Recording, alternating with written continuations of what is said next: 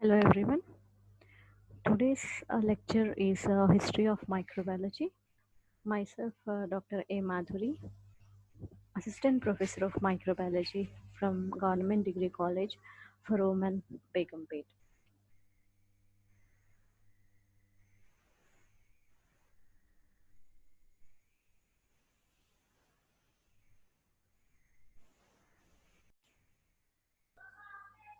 So first we have to understand the meaning of microbiology. Microbiology, micro means small, bio means life, and logy or logos means study. Okay, so here we are going to study about the smallest organisms, right? That is microbiology. Now, uh, microbiology has started many decades earlier. People used to, if any person is getting a disease, people used to believe that the disease is due to some bad karma of that person, but they never used to believe that it is caused by some tiny organisms which they cannot see by naked eye. So the actual and the authentic work was first started by Anthony van Leeuwenhoek. He is called as father of microbiology.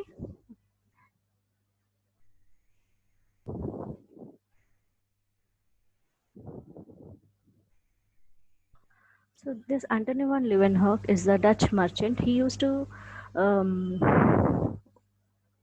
trade clothes, and he was not much educated, but his curiosity has driven to many discoveries that he identified the structures of many microorganisms at his time, and he has also drawn them and sent his observations to Royal Society of London.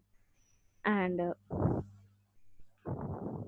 he worked for around 50 years, and these were the simple microscopes which were prepared by Anthony von Leeuwenhoek. If you see the importance of these microscopes, they are very smaller in size, and they used to focus the object very clearly. And till date, the scientists could not understand the principle behind the working of these microscopes. So, of this kind, he had prepared around 250 to 300 microscopes, which are kept in the museum even today. There was an interesting story about Anthony van Leeuwenhoek that when some of the one scientist has visited his lab to see his microscopes. So Anthony van Leeuwenhoek has not allowed him to touch any microscope. He made that person to fold his hands at his back, and he had observed all the microscopes in that way. So, and one more thing here, one more important point here is for every single specimen, he used to construct a new microscope. Right, this is the pin we are seeing here.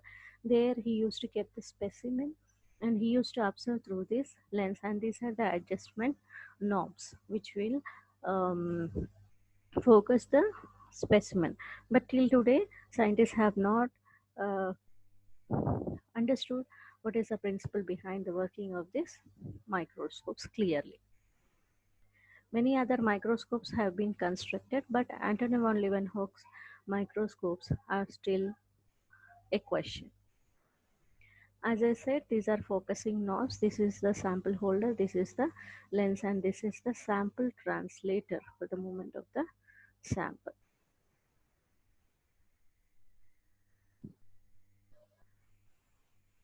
So, using these tiny microscopes, he had observed many samples and he had seen some microorganisms, some organisms moving in that sample. Like he had observed his own teeth scrapings, he had observed rainwater. So, he has observed at that time protozoa moving in that sample. So, he called them as they are moving. Plants they cannot move, but animals will move. So he had named that moving creatures as animalcules. As we have discussed, he sent his observations to Royal Society of London.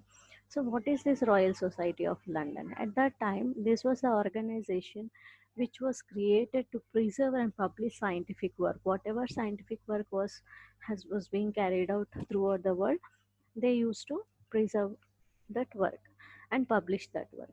So, Leeuwenhoek observations were shown to the members. He has sent his observations to Royal Society of London. He wrote all his observations in Dutch, and that observations were translated to English and published in the proceedings. He observed many materials. Some of them are seeds, embryos, teeth scrapings, his own teeth scrapings, RBCs. He had observed blood sample. He has seen how arteries, veins, how the blood is circulated, and he has seen higher plants, animals, and so on. And he has drawn them. Whatever shape he has observed in the microscope, he has drawn them. Next is these were the diagrams he has drawn. So these diagrams we can resemble to present day microorganisms.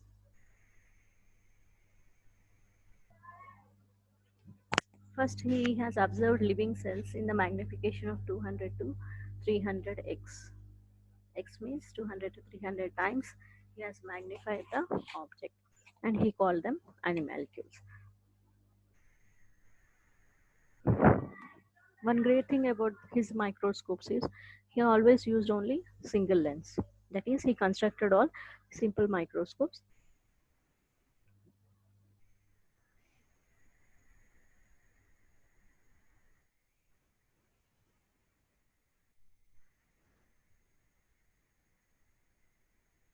This was about the scientist Anton von Leeuwenhoek.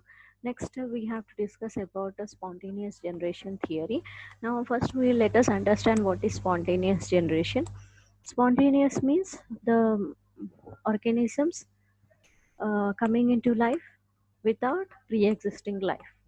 In other words, a baby is born without mother, without the help of mother or without the involvement of the mother. Same thing in the language of microorganisms, right? So they used to believe that life has originated spontaneously. There is nothing which is giving rise to life. So in other words, living things originated from inanimate objects. Aristotle in 384 to 322 BC has told that spontaneous generation of animals from soils and plants. So Aristotle stated that animals can be spontaneously generated from materials such as soil, plants, etc. Next, after Aristotle, Virgil also told that bees can be propagated using inanimate objects, and then it was said that maggots are generated from meat when exposed to air without the involvement any pre-existing life. This was spontaneous generation theory, or it can also be called as abiogenesis. Now there was a conflict between two theories, abiogenesis and biogenesis.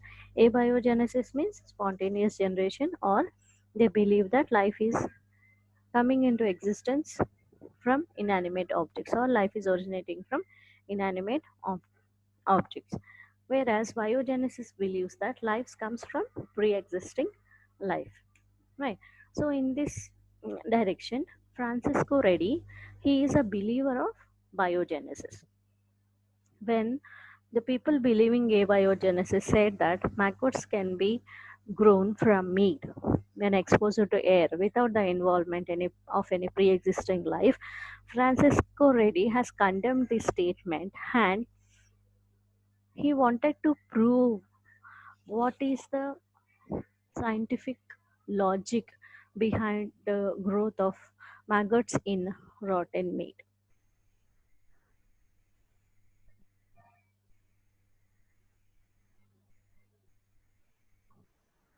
So this was the statement given by supporters of spontaneous theory or abiogenesis. They said that flies are created spontaneously when meat rots. Right, but this was not the fact. This statement was disproved by Francisco Redi. For disproving this statement, he has taken three jars, right? In the three jars, he has kept the meat pieces, first, second, and third jar. First jar, he has not covered with anything. The jar was open. And in the second case, jar was covered with a cork, airtight cork. And in the third case, the jar was covered by um, some mesh kind of thing. So what happened in this experiment is, first jar, as it is open, the flies got access and they have grown on meat and they have spoiled the meat.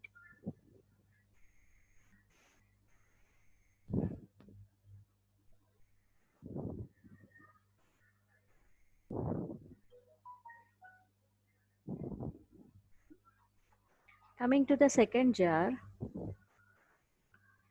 when the jar is closed by cork, as the flies have do not have access to the meat, it is not spoiled or maggots have not developed in this meat. In the third jar, when the jar is covered by mesh or net kind of thing, flies could see the meat, they could sense the meat. For going towards the meat, they have come onto the jar, but the net has stopped their entry into the jar. So as a result, these flies they have laid eggs on the mesh or net. So there were maggots in the first jar and there were no maggots in the second and third jar.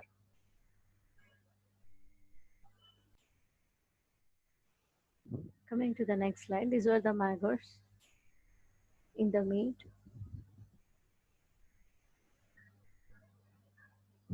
So overall, when the jars were covered, there was no maggots. When the jars were left open, there were maggots. This experiment has maggots arise from decaying meat. This was um, with this there was some tension with the supporters of abiogenesis. Then John Needham has come. He's a supporter of abiogenesis.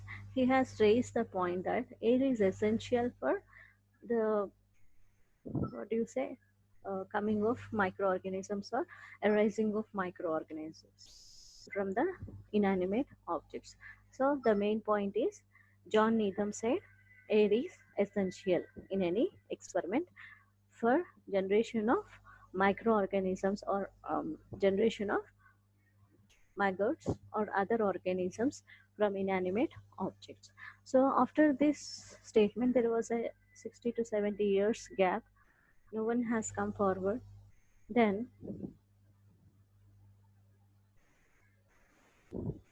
to prove his statement, John Needham has conducted one experiment. In this experiment, he said that first he took chicken broth, he has boiled it, there was no growth, the broth was appearing very clear. Here there was a microbial growth. Here, after boiling, microbial growth has gone. All the cells were killed and the broth has become clear. But after few days, when it is left like this, uh, there was growth of microorganisms again in the broth.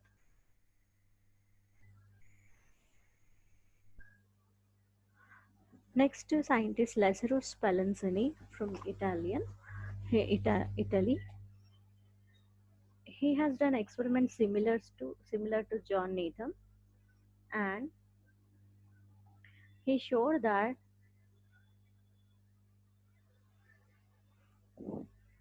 heating a sealed flask of meat broth prevented growth of organism.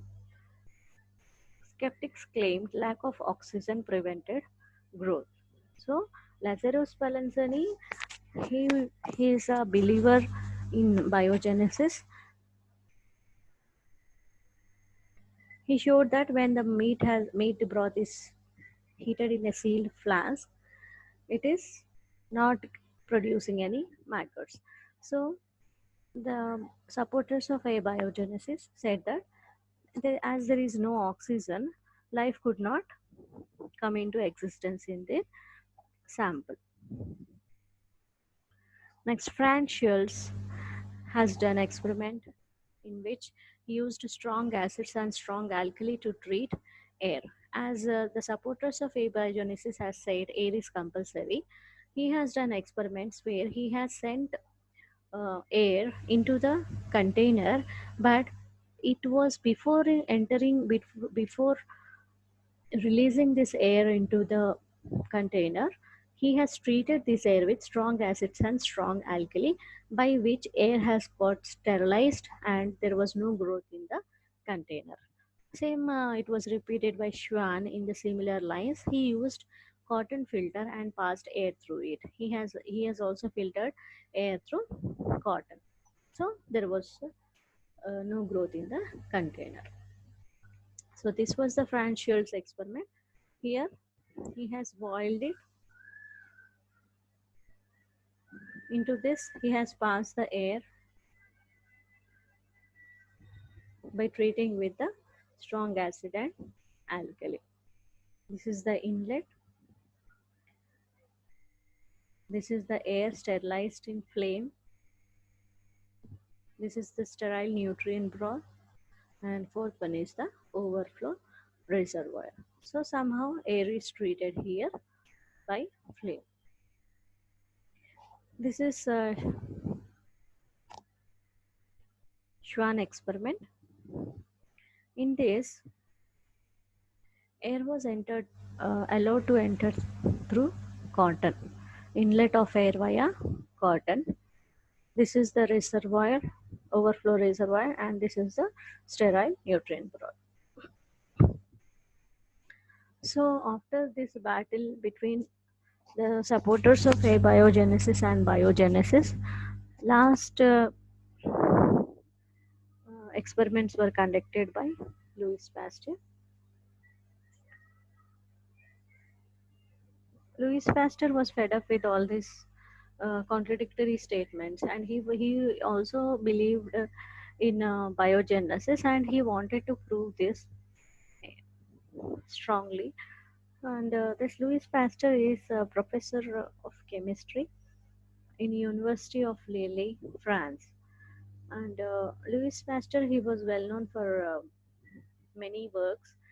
He has solved many problems of wine industry, silk industry, and he prepared vaccines, rabies vaccine, chicken cholera vaccine, etc. So this person, to prove that biogenesis is the correct concept, he has prepared goose-necked flask or swan-necked flask. This is the swan-necked flask, and this is the broth. In this experiment, Louis Pasteur has taken non-sterile liquid in the flask, and then by heating the flask, the neck was drawn out first, and then after this, the media was boiled or sterilized by heating. Air forced out open end. When it is boiling, air was forced out of the container. After a short time, if the liquid is made to contact the tip of the flask, flask tipped, so microorganism laden dust contact sterile liquid. So microorganisms or dust was not able to enter into the liquid. They were stopping here. So when the flask was tilted in this way, the sterile liquid or sterile media has come in contact with the germs which are present here, and there was infection or there was contamination in the media after a short time. Then in another step, he has boiled the broth and he waited for few days. There was no growth. Again, he boiled. In the second step, he boiled and he broken the stem, so immediately there was microbial growth when it is kept open. Here also it is open, but the microorganism have to travel a long way to enter into the broth. They could not enter due to bending of the neck or swan neck in this flask. So when the stem is broken, that neck is broken, microbial growth could be seen in the flask.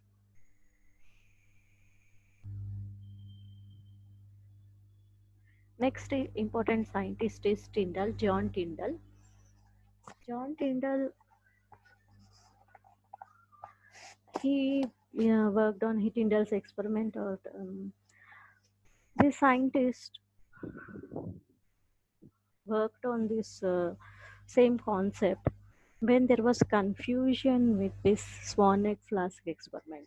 Okay, so basically what happened is when these people were trying to repeat this swan egg flask, most of the times the broth was being sterile, but sometimes they used to get contamination in this swan neck flask. So there was some confusion why the growth is occurring in the broth.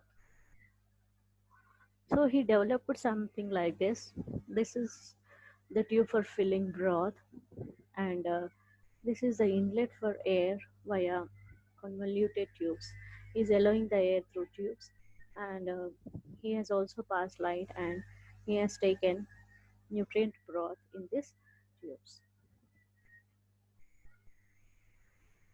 So Tyndall has given important concept of spores or bacterial spores. He said that the confusion or the wrong results with swan egg flask of Pasteur has come due to existence of spores of bacteria in the media. He told that spores are dormant forms of bacteria, and bacteria can exist. In other words, bacteria can exist in two forms. One is vegetative form and the other one is spore form. If the cell is vegetative form, then when the broth is heated, the cell will be killed. But if the cell is in a spore form, when the broth is heated, the spores will survive that heat treatment. Okay, and when you cool the media, as favorable conditions have returned back, the dormant spores will come back to the normal state, or they will germinate and they will give rise to vegetative cells. So these vegetative cells, after returning from dormant state, they will grow, they will flourish, and they will again contaminate the media, right? This was happening. So this concept of presence of spores was given by John Tyndall, and he has given uh, one experiment, or he has stated that intermittent intermittent heating should be done to overcome this problem of microbial spores or bacterial spores. That process of sterilization is called as tyndallization, or that process of intermittent heating is called as tyndallization. So in this tyndallization, he has stated that we have to heat the broth and cool the broth, heat the broth to cool the broth. This step has to be carried 3 to 4 times until all the spores can be eliminated from the media. So this was a Tyndall's experiment. As I said, Pasteur has solved many problems of many industries, many people. So one of the best contribution was from wine industry. The people of wine industry, they have approached Louis Pasteur, stating that they are getting some problem in wine. So Pasteur has checked the wine samples, and he observed that there is a contamination in the wine. So he suggested to heat the wine for 60 to 80 degrees centigrade and then cool. Then they can use that wine. So by heating to a lower temperature or to particular temperature for a short duration, these vegetative cells or this bacteria can be killed. This process he named in his honor. That process of heating this wine is called as pasteurization. The same principle is being nowadays it is being used in milk industry now.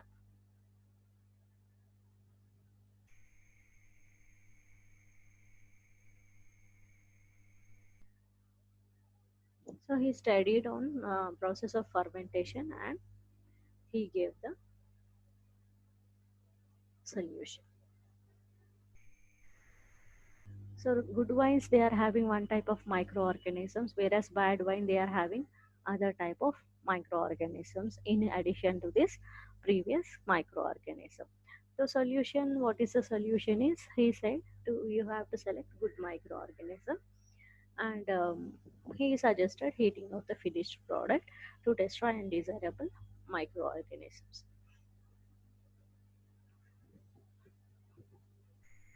He also proved that these microorganisms could be killed by heating of the liquid, that is pasteurization. Heating should not hurt the flavor, as these are flavored drinks, wine or beer. So when you heat this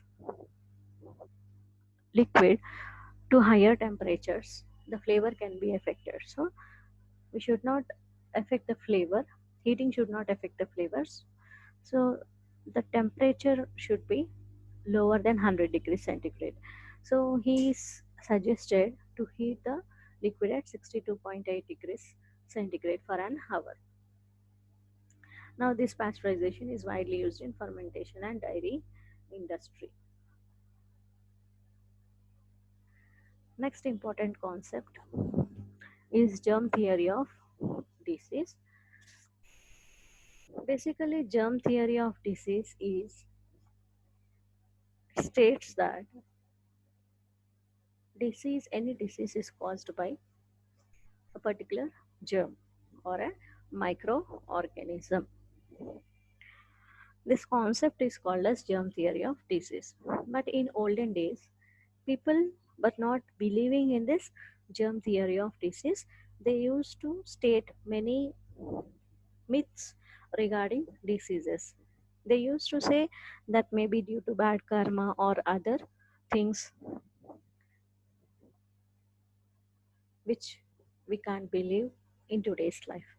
So, in this lines, the scientists of Fracastro of Verona diseases due to invisible organisms. So, Fracastro has stated that diseases are due to invisible organisms, and he also said that they are transmitted from one person to another. He was talking about contagious diseases.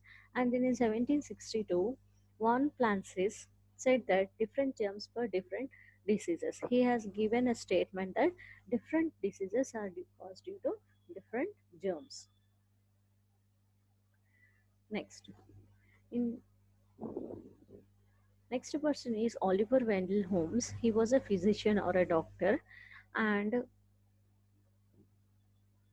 he has seen the case of disease of childbirth or puerperal fever, and he observed that this disease is very contagious, and many deaths were occurring after childbirth due to this puerperal fever. So he said that puerperal fever is a contagious disease. Next, Ignace Philip, he has used antiseptics during obstetrical practice. During surgical process, they have used the Cygnus Philip has used some antiseptics to overcome the contamination problem. Death rate decreased due to infections during childbirth. So when they have used these antiseptics during surgical processes, death rate have dramatically come down. The cause, concept, and prophylaxis of childbed fever was given in 1861, and then Joseph Lister explained importance of antisepsis. Joseph Lister was the first person who has used phenol during the surgery, and he has explained the importance of antiseptic.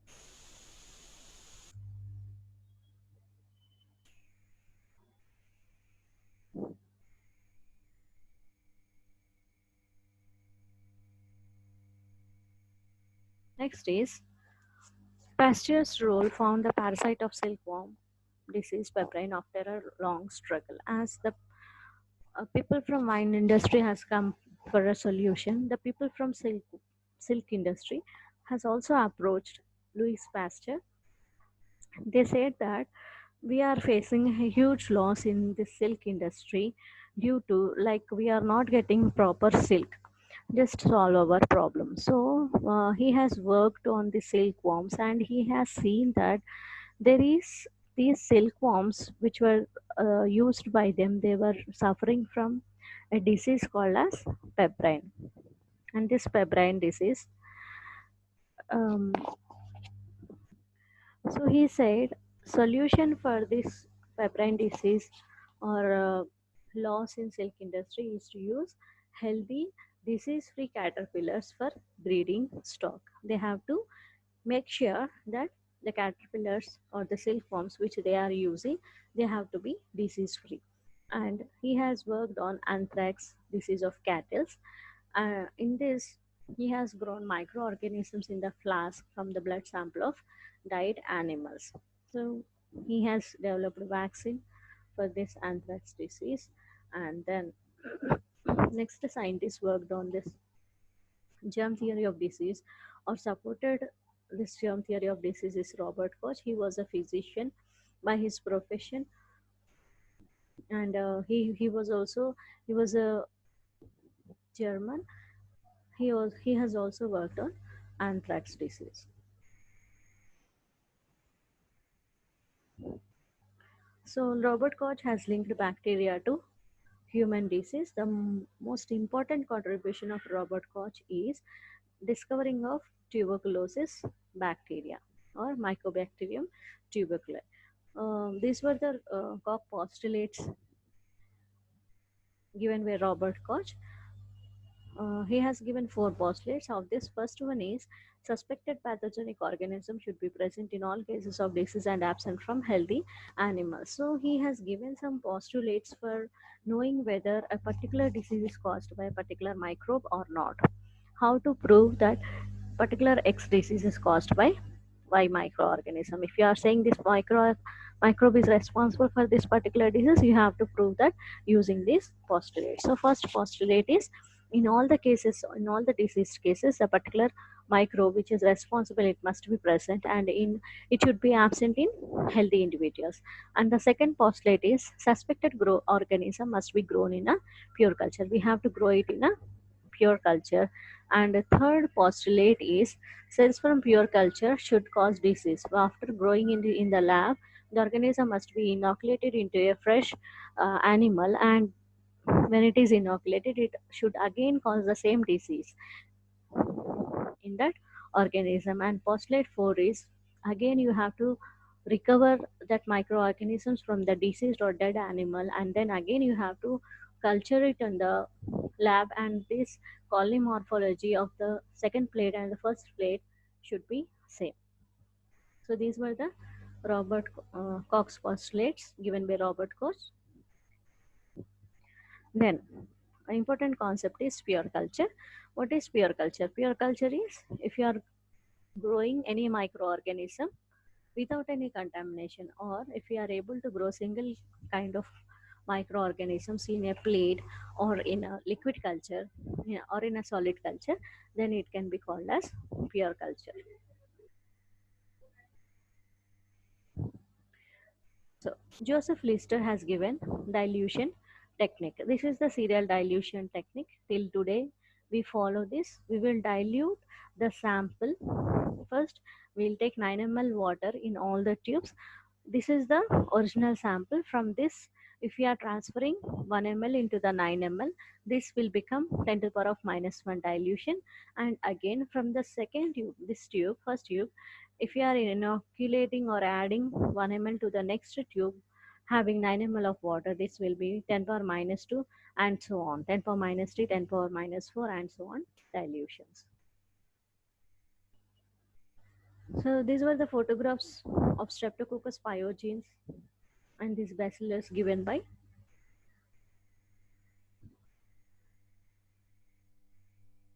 scientists. And Robert Koch has worked for longer time on preparation of media. He has first used liquid medium and then solid medium. For getting solid medium, he has first used gelatin, but gelatin he got some problem, like it was liquefying at a temperature of 35 to 40 degrees centigrade. So at that temperature, the media should be solid in nature to grow the microorganisms. So it was rejected, and by the suggestion of Fanny Hesse, wife of Walter Hesse, who was the assistant of Robert Koch. He used agar agar, and it was successful. And even today, we cannot replace this agar for preparation of solid media. And agar agar is a non-nutritious component, that is it cannot add any nutrients to the media, it is only a solidifying agent. And these are the different media, solid media prepared. And this is the streaking process which is done to achieve pure culture. Pure culture means you have to get the single kind of cells. This is the first streak, second streak, tertiary streak and quaternary streak.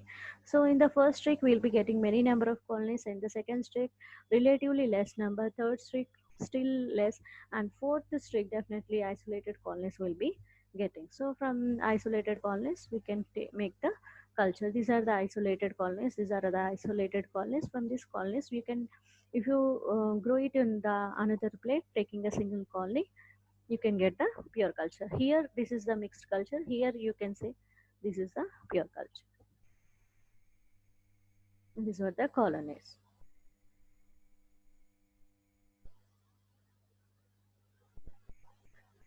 Now he has developed a vaccine, Robert Koch, cholera vaccine.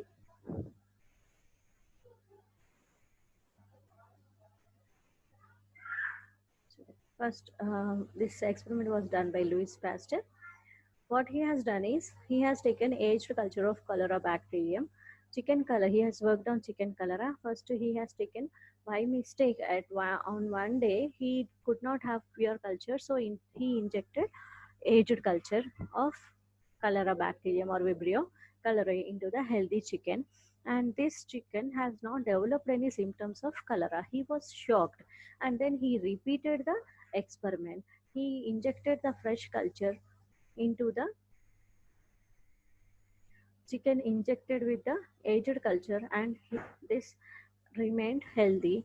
And when the fresh culture was injected into a normal healthy chicken, it has died due to cholera. So here he could understand the importance of vaccination, and he developed vaccine for chicken cholera. Vaccine here is having antigen. When it is injected into a person, healthy person, this antigen will raise antibodies which are specific to this antigen, which can these antibodies can fight with the disease causing pathogens.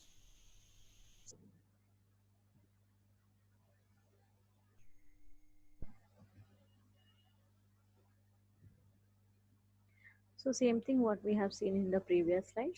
First demonstration, They have inoculated vaccine, so there was no aged or old culture. There was no sickness, and then when the fresh culture was inoculated into this chick, there was no disease, and this fresh culture, when it was injected into another healthy chicken, it has died.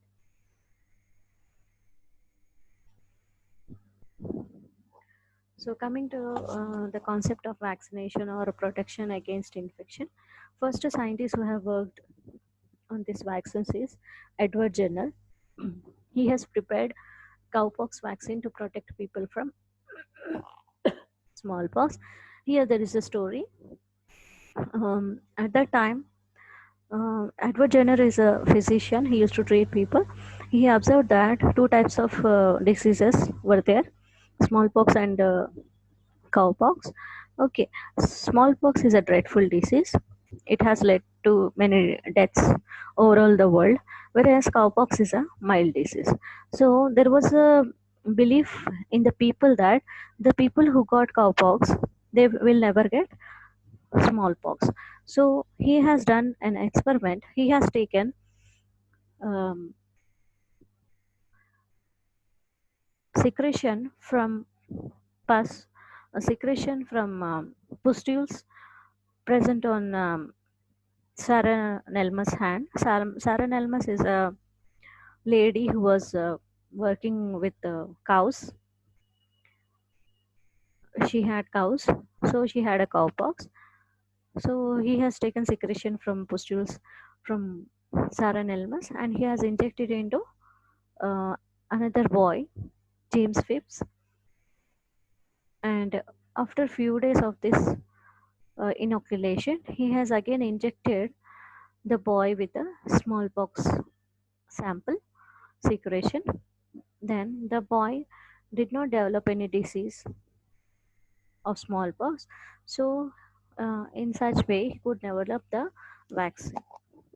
And in honor to Jenner, Louis Pasteur has given the name vaccine. Vaccine means vacca means cow. In honor to Edward Jenner, as he has worked on cowpox vaccine, in honor to Jenner, Louis Pasteur has given the word vaccine.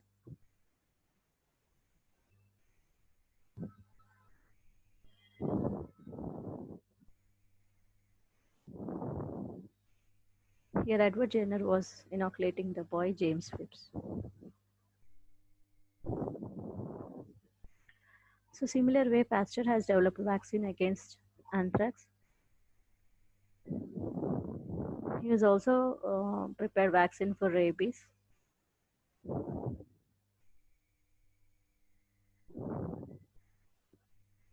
So, this was the Pasteur Institute in Paris. In honor to Louis Pasteur, they have built this Institute of Pasteur with public contribution. And in honor to Robert Koch, they have prepared one stamp.